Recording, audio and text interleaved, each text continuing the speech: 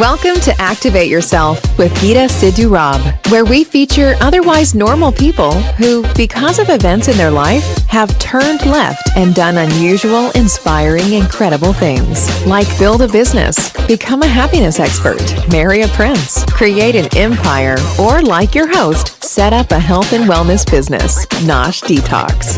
Here's your host, Sidhu-Robb.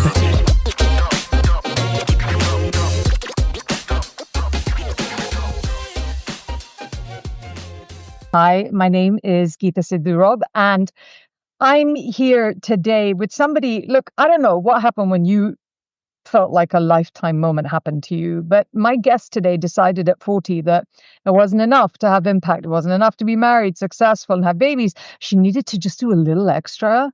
And because she's extra, her little extra ended up being climbing bloody Mount Kilimanjaro. No, let's just be clear. That wasn't enough. So she climbs Mount Kilimanjaro, but then she raised enough money to make a documentary about climbing Mount Kilimanjaro, because that's not enough. And then that documentary, there is £80,000, crowdfunded it, Natch, and then decided that that was going to be shown on Prime. So I don't know if you felt inadequate this morning, but welcome to feeling just a tad more inadequate. But hopefully by the end of this, you'll be inspired by what can be done when you become bloody minded enough to decide it's going to be done. Rupinder, welcome. It's been a long time coming. I'm really happy to have you on the show. Hey, Geeta, thanks for having me. Gosh, what an introduction. I loved that. It had the benefit of being real too, didn't it? Yes, I know. And that's the thing, isn't it? And even when you hear something back, you're like, oh my goodness, that was me. I did that. But yes, yeah, all of it's true. Yeah, it really. So talk to me. Like what?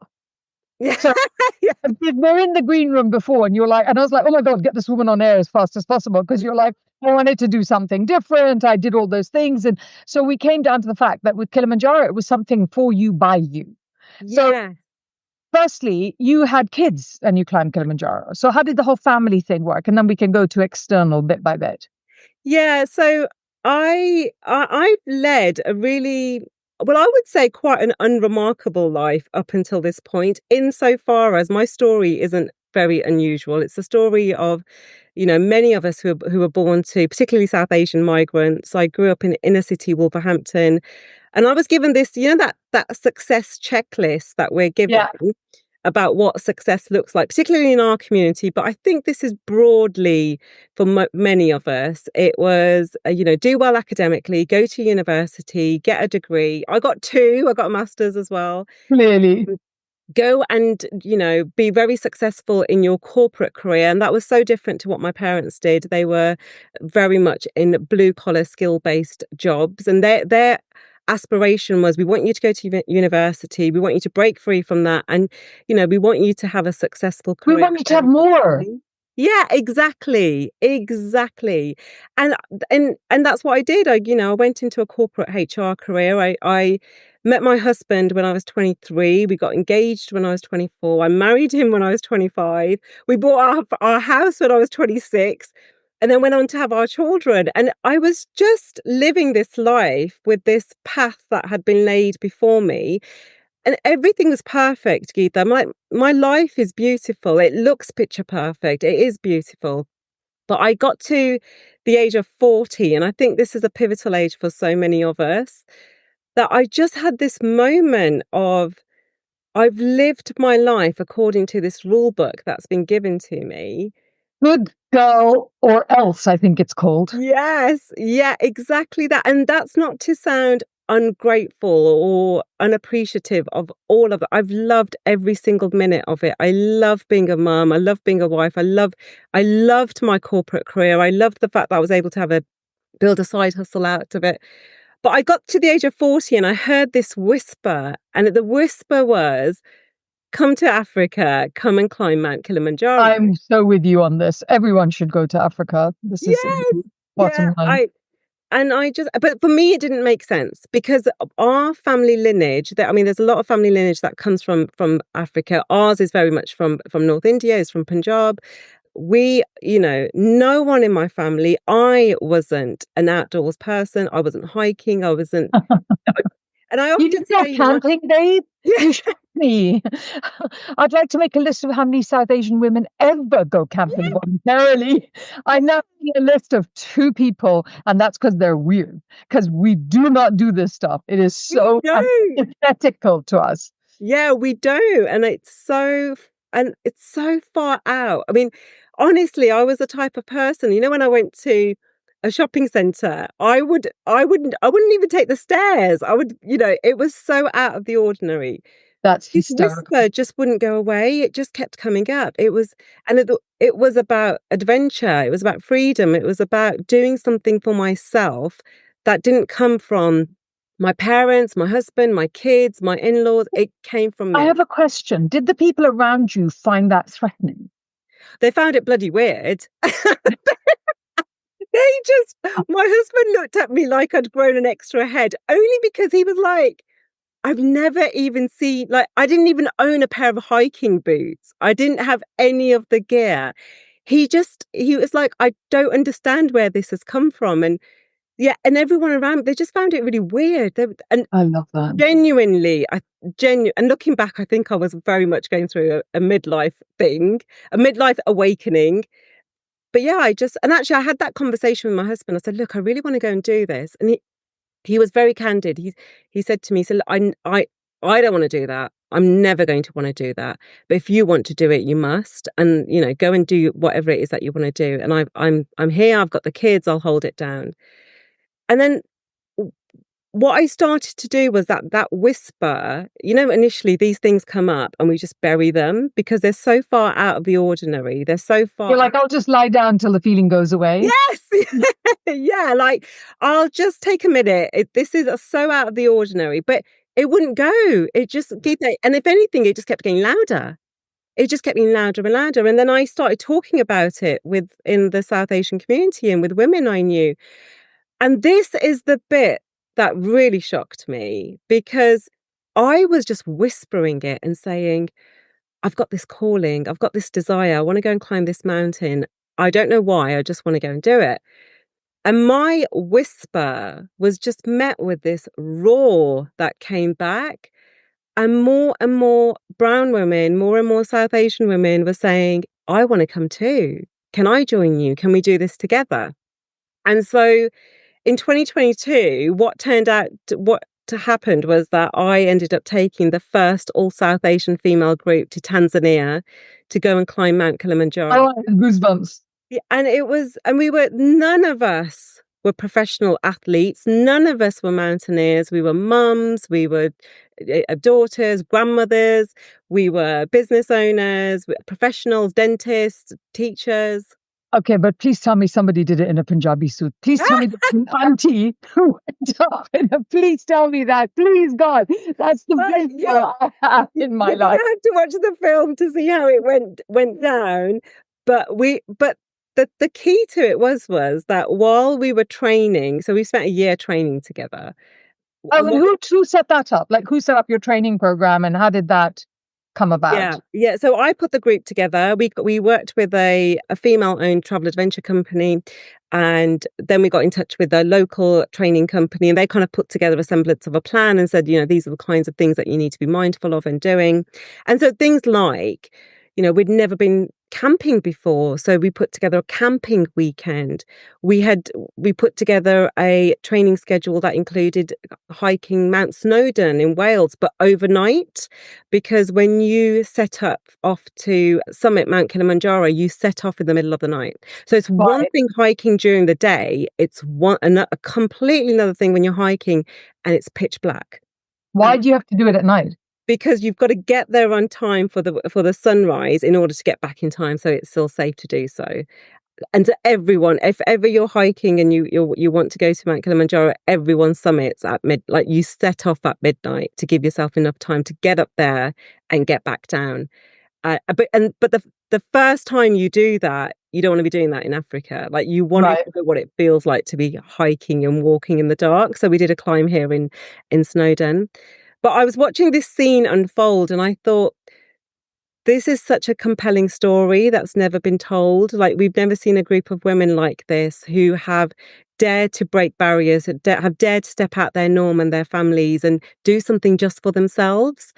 And this idea of having this film that you mentioned was just came to me. I thought, we need to document this. Oh, hang on. We have to come back and do that. We're going to go on a quick break. UK Health Radio, the station that makes you feel good.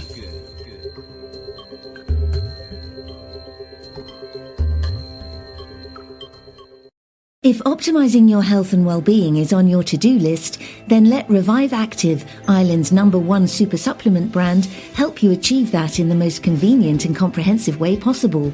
Clean, premium ingredients scientifically formulated to work in synergy to support immunity, energy, joints, heart health, sleep, emotional balance, and more.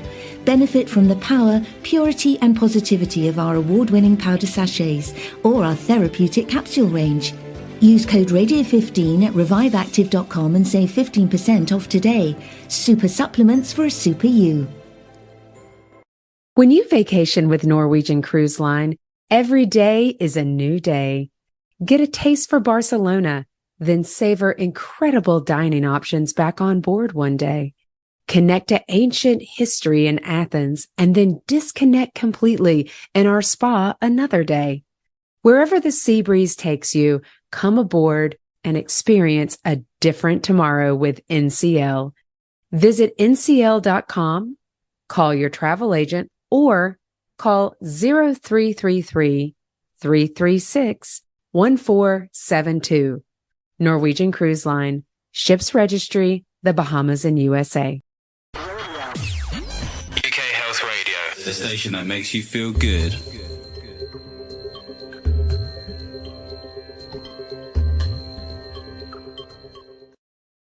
So we're back. And at the moment, I feel a little bit like I'm in one of Gurinda's films because, Gurinda Chedda. I do feel a little bit like Baji and the Beach kind of happened in front of my eyes while you were saying that. I was like, I'm about to think, let me just phone Gurinda and I go, hang on.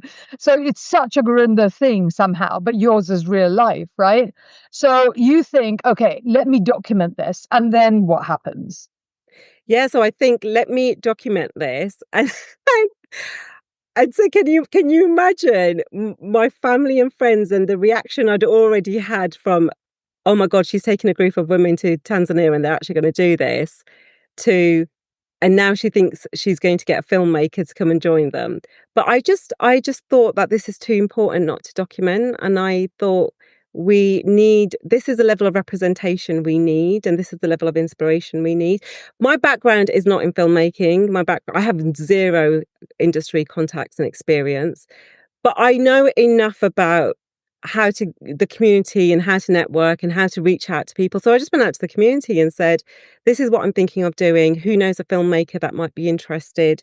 And there was one name that kept coming back, and she's a South Asian female documentary maker. Red Month Riot, had made a film previously called Toxification. She didn't know me. I didn't know her. I literally got her number and cold called her. Wow. And I just said, look, you don't know me. I don't know you. I've seen your work. This is what I'm thinking. This is the vision. We're taking the first all South Asian female group to Tanzania. I feel like this is a story that needs to be captured. If we don't do this, no one... Listen, Netflix isn't coming knocking on my door, and Prime hasn't come knocking on my door. We need to be the ones that are doing this and thinking about how we can represent ourselves. So she said, right, give me 24 hours. I need to think about this, because she herself isn't necessarily an outdoors person, and she said, I just need to consider the She's like, I've got to climb with you. Yes, exactly that. She's like, let me figure out, how am I going to do this and make it happen? So she came back to me within 24 hours and said, look, I'm in, but we need to have another filmmaker with me. There needs to be two of us that are going. I need to fully cost this out and give you the budget, and then we need to agree that this is what we're going to be doing. So that's Love this woman already. That's so then she comes back to you, and you're lucky you're sitting down, because she's like, oh God, it's going to cost. And do you know how naive I was? I laugh at my naivety now, but I think sometimes naivety is a good thing. Oh, it's the best. It's the very best. What you don't know, you can't be afraid of. Exactly that, right? And so because I remember saying to her on the phone, look, I know I've got to cover your costs. I know I've got to cover the filmmaker, the other filmmaker, the travel costs. So maybe on top of that, I don't know. So maybe it's an additional 10K or something. That's okay. We've got it covered. We'll do it. So she said, look, let me come back to you. So she came back to me and she sent me the spreadsheet. She said, look, you need to be sitting down because we need to go through this together. And when I opened that spreadsheet, Geetha, it was the budget and it was fully costed budget. Everything was bona fide. Everything was legitimate. But it was £90,000 is what she came back with. So just shy of six figures. And that conversation was, I think it was a bit of a gulp conversation. I was going to say slightly gobsmacking. Yeah. And also a conversation about, how much do I believe in this? How much do I want to do this? It's not the same as investing in a business or a commercial venture or something that you're going to get a return on, like a monetary return on. So you've got to really think it through in terms of how much does this mean to me? Tell you what what I'm hearing when I'm listening to you. It's almost like you were being forced to measure how seriously you took yourself at every step. Yes.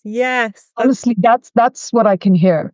Yeah. And how important and significant is this? And no, how important and significant are my desires and wishes? yes, yeah. It's so personal to you, this. And I know you keep trying to avoid that because you're a woman, but actually it's super, super, super personal to you. It's how seriously do I take myself? How seriously do I take what I want to do?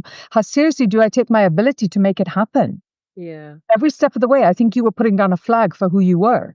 So this entire experience has to have left you, we'll get there, completely changed. Really, really has. And obviously, because of this. Yeah. But that first conversation with her was full of doubt. And I remember putting the phone down, and me and my husband were at the kitchen table, and my daughter there, who was only 10 then, she was doing her homework. And so we're just kind of having this conversation and fleshing it out and think, am I going to do this? Do I do this? Because the one thing, quite rightly, the filmmaker said, she said, there's a contract here. This is the amount. You're going to be personally liable for this amount. So if we're going to do this, there needs to be the level of conviction and confidence that every time I send you an invoice, it's going to be paid. Otherwise, I can't take on this project. And that was quite right. But I was having this conversation with my husband, and my Daya looked up and she just said to me, she said, Mummy, I'm watching you and the aunties get ready for Kilimanjaro. She said, maybe when I watch the film and others watch the film, we will take on Mount Everest. And that was the moment. Yeah, you're like, I'm doing this. Yeah, and I said to my husband, I said, look, this isn't a vanity project. This is a legacy project. I want not just my daughter, I want everyone who watches this to, and it doesn't have to be a mountain, but anything that you think is possible. Everything that's difficult is a mountain. Yeah, all of that. And if our mums and this group can do this, what is possible for us? So I just said, look, give me the pen. I'm signing this contract. And you signed it before you raised the money? Yeah. I signed the contract before I raised the money. I said, I'm going to get that's great. I'm going to get this money, because that was the only way to do it. We were months away from doing the trip. The filmmaker wanted that level of commitment, and I had to have that level of faith and certainty that this was a story worth telling and that we could do it. Holy bananas. Okay, wait. So I don't want to go for a break. I actually just tell me how you raise the money, and then we'll go for a break. So we reached out to our community. I'm a big believer in community, and I think it comes back to my roots, and certainly our roots as migrants and my parents. And our faith. I think the community of being Sikh as well is I think it comes entirely from that. Yeah, and the idea of collective progress. And so I went out to the South Asian community, particularly women, and I said, this is what we're doing. We're off to Africa. We're climbing this mountain. We believe this is a story worth documenting. This is a story. Will you support it? Will you give us this is the amount of money I need to raise for it? And we had certain markers in place. We had to raise £25,000 before we left, because that was going to cover the pre-production costs and the travel costs. And I always actually said, was like, this is a marker of our community, and if they really want this, because if I put this out there and they only give me 50p, well, that's a really clear message that, Rupinder, this isn't something we want to see. And I would have been really disappointed, but then you kind of just think, well, the community and the market and the audience are telling us that they don't want that. Yeah. But actually what they did come back with they said yes. So again, the roar came back we got you, we've got this is a story worth telling, here's our money. All of the money, all of that crowdfunding came from our community. It came from small business owners. It came from, Wow. individuals, but it also came from, Geeta, it came from, when I was doing talks and when we were sharing the story, it came from the grandmothers and the aunties and the bibbies who, would come up to me and give me £10, like just Oh, bless literally give them. me £10 and press it in my hand and say, From the hanky. yeah, you know it, it's still warm. Yeah. And just said, look, we could never have done this. We think what you're doing is amazing, and we believe in this. And so collectively, that's how we raised the money. And how long did it take to raise it? it took over a year to get the full funds. And the fundraising before we left was very heightened, and just after we came back as well. But that's the other thing. Documentaries and films take a long time. I hadn't realized how long. I mean, we came back with hours of footage that had to be edited down and that had to be pieced together. But all of that costs money. All of the post-production things cost money as well. So it's a long journey to keep going and keep batting for it. And it even when, so you know what happens, people join a project and they're really enthusiastic and then life takes over for them. But when it's, my name was on this project and my face was attached to it, and I couldn't give up. I had to keep going and getting all the funds in place to get the film out there. We're going on a break. When we come back, we're going to talk about Prime. UK Health Radio, the station that makes you feel good.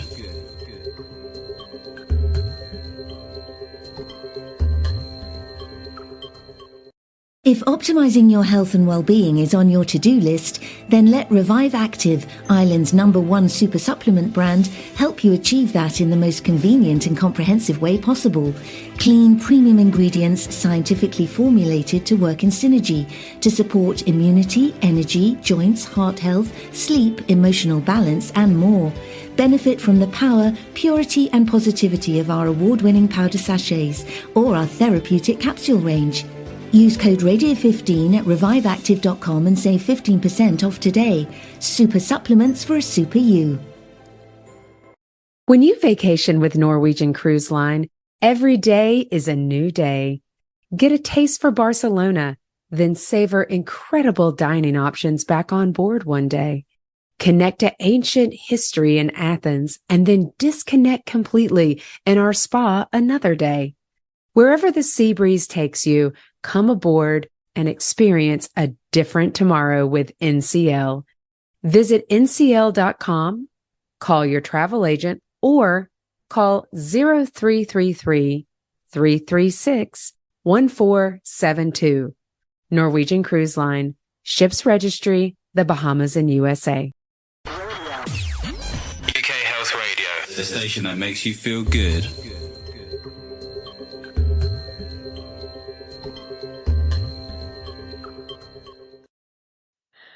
So we're back.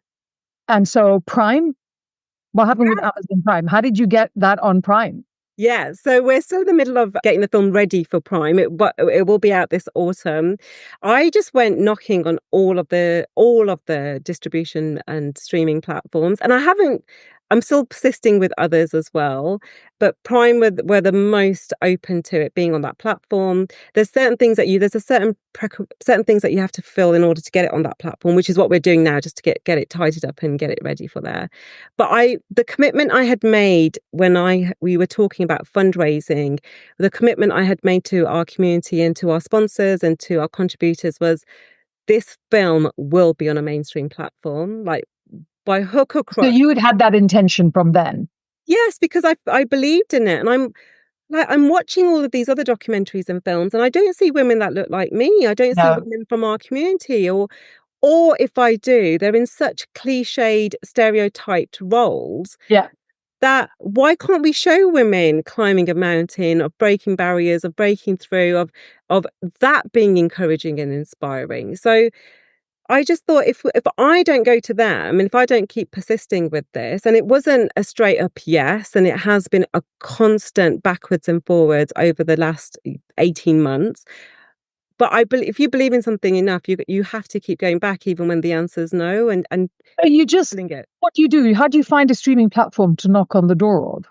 Yeah, you go onto Google, and you also go onto LinkedIn, and you put in the job description, and then you message everyone. Like, it's cold messaging, it's reaching out, but it's also reaching out to people that may potentially know them. I believe in 6 degrees of connection as well. No, I agree completely. And just being the word I was going to say, just being a bit shameless about it.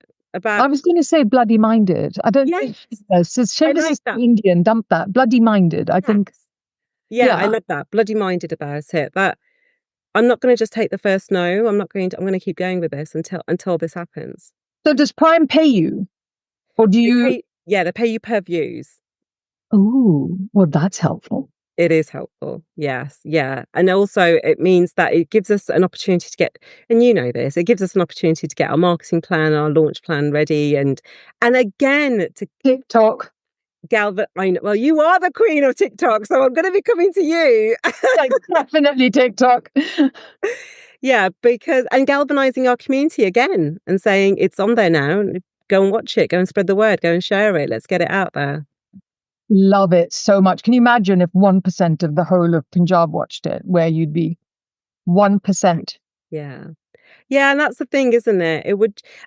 It's all of that is incredible, but the impact of it is what is the reason we did it. And the impact, I talked about, it's about people who watch it or hear the story. So even without the film having been out on mainstream platforms yet, people have heard of the story, and women are messaging me and saying, "Oh, I went to Tanzania, I climbed Mount Kili, or I went to Wales and I decided to get some hiking boots and do Snowdon, or I did." And it's not even younger women, it's older women. It's our, women of our mum's generation saying, actually, I went to Canada and I decided to go to Mount Whistler, and I saw the clips of you doing it, so I thought I'm going to do it too. That's what we want to do.